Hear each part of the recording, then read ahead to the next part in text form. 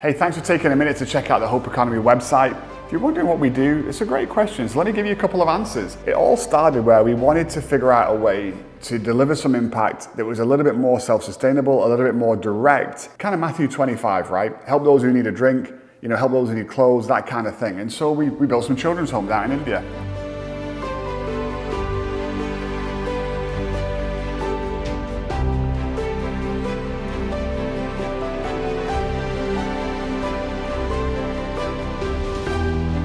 Built some water wells out in Cambodia.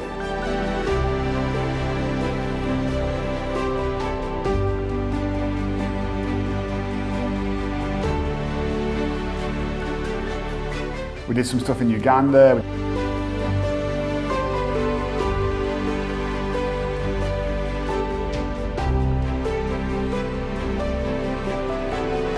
We did some stuff in South America.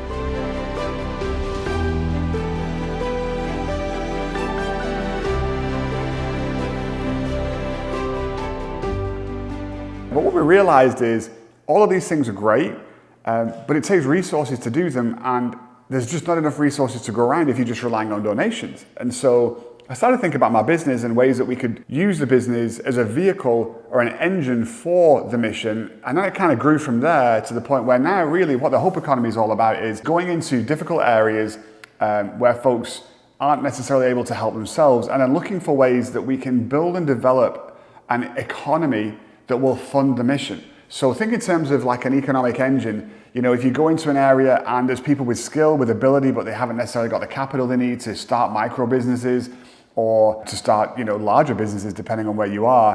What if we could find a way to help them do that? What if we could get entrepreneurs and business owners to come together in a collective group where none of us are worried about who's the biggest, who's the best, and all of us are only worried about how do we touch the world for Jesus? And what if we could put our brain power together and say, okay, in this region, in this town, in this village, this is what we can do to help these folks, just to come alongside them and guide them, but ultimately to help them create a system that generates the necessary income that will then fuel and fund the mission and the other things that we need to do. That way it's self-sustainable, and more importantly, that way it's replicable, so we can go and do it again in other places.